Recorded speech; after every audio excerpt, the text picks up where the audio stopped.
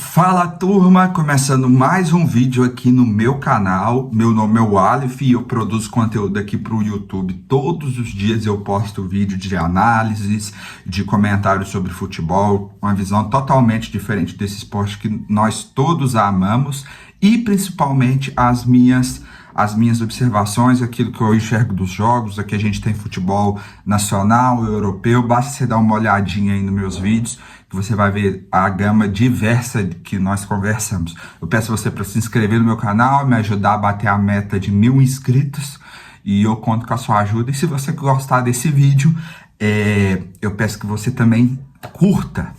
No vídeo de hoje a gente vai falar sobre a vergonha que o Flamengo passou, o vexame que é a não classificação do Flamengo, esse trabalho pífio do Tite, que não produz frutos algum no Flamengo. Hoje a gente pode dizer que o Flamengo nunca jogou bem. O Flamengo só tinha o Gabigol de fora e o Pedro numa grande fase. Foi mais ou menos isso que aconteceu. E também da classificação do Cruzeiro, com o empate ontem, a era dinizismo começando. Inclusive eu tô meio rouco porque eu tava no estádio ontem, no Mineirão, assistindo o jogo. E aí, antes de entrar pro estádio, eu tava lá no boteco vendo o jogo pífio do Flamengo. Então, começando pelo Flamengo. O Flamengo teve um resultado muito ruim aqui no Brasil, no Maracanã, perdeu para o Peñarol e acho que aquilo era tudo que a equipe uruguaia queria. Ela queria fazer um gol rápido, e foi isso que aconteceu, e depois fechar-se e retrancar e fazer o jogo deles e deixar passar o tempo. O Flamengo não soube criar oportunidades claras de gol, não agrediu.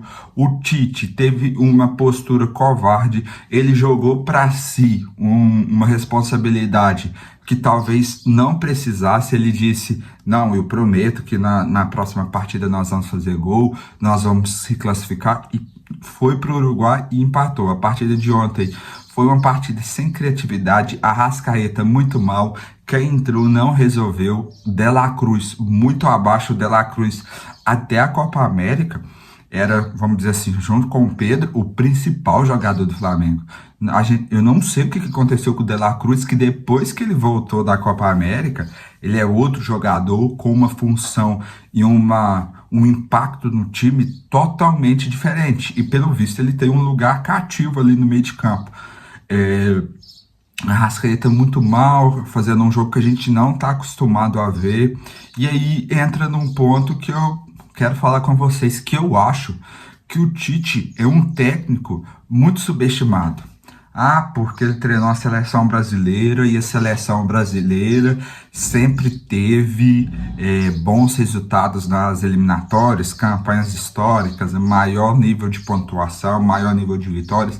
Mas no momento em que mais precisou, o Brasil perdeu para a Bélgica, o Brasil não conseguiu passar da Bélgica e o Brasil perdeu para a Croácia, com ele deixando os jogadores sozinhos no campo para ir para o vestiário na hora da disputa de pênaltis. Desde aquele momento eu já fiquei com o pé atrás com o Tite. E hoje, com o melhor elenco, o maior investimento, com os melhores jogadores do Brasil, ele não consegue criar um time minimamente coeso, um time minimamente que tem troca de passes, troca de posição, jogadas ofensivas. O Tite não apresenta nenhum desse repertório. E aquilo que ele tinha fama de fazer bem nos outros times, ele não consegue fazer no Flamengo, que é se defender bem, fazer defesas robustas.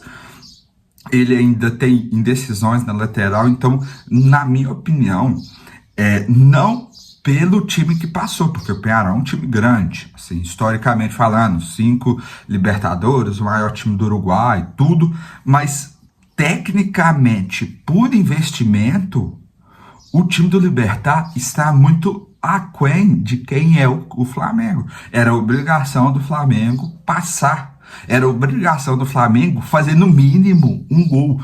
Em 180 minutos o Flamengo não fez gol, não criou jogadas ofensivas que fossem claras de gol. Eu nem olhei, mas se a gente for olhar, vai ser um número muito baixo. Os gols esperados do Flamengo em 180 minutos devem ter beirado zero. Não dá para entender o que o Tite, que trabalho é esse do Tite. Agora, brasileiro, tá muito longe. O Flamengo não consegue pegar o Botafogo nem o Palmeiras, tá muito longe.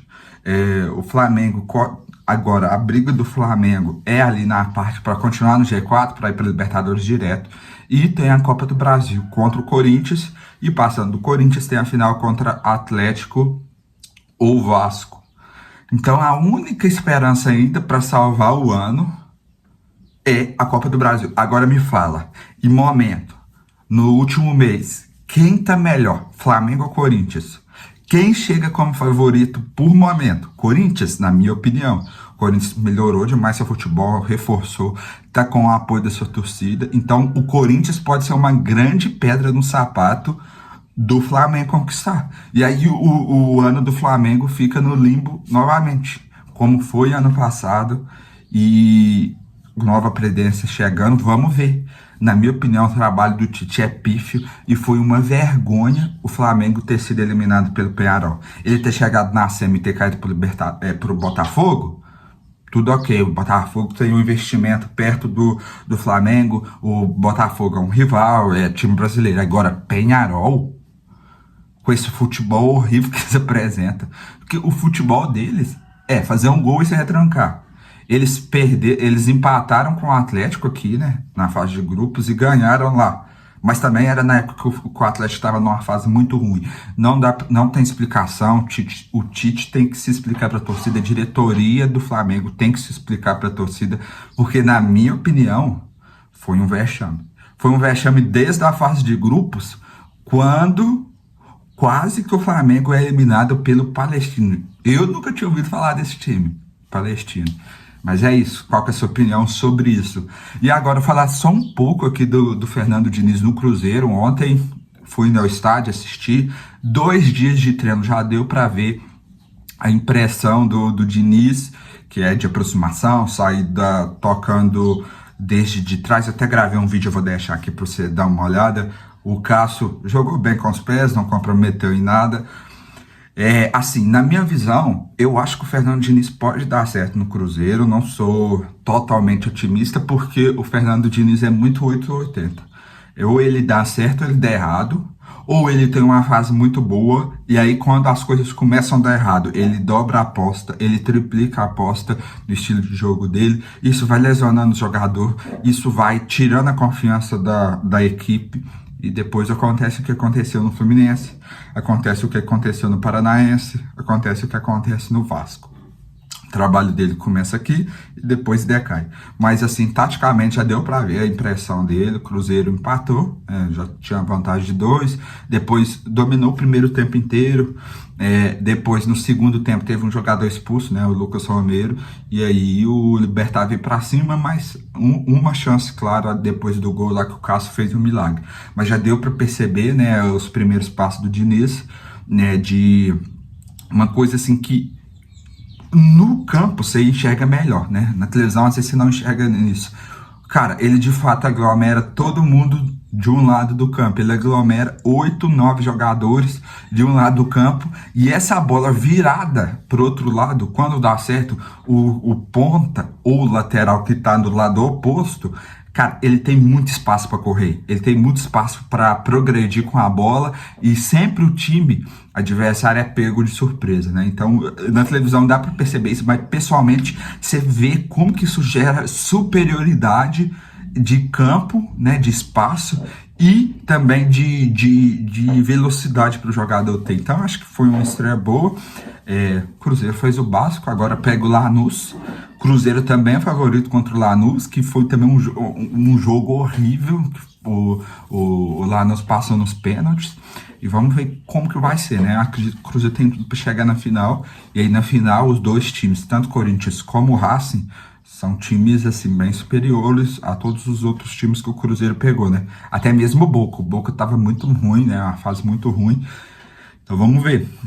Essa Sul-Americana promete. É isso, pessoal. Essa foi um pouco das minhas observações, tanto do Flamengo, né, que eu acredito que eu deixei mais destaque, porque o Cruzeiro, a maioria das pessoas já imaginava que ele fosse passar.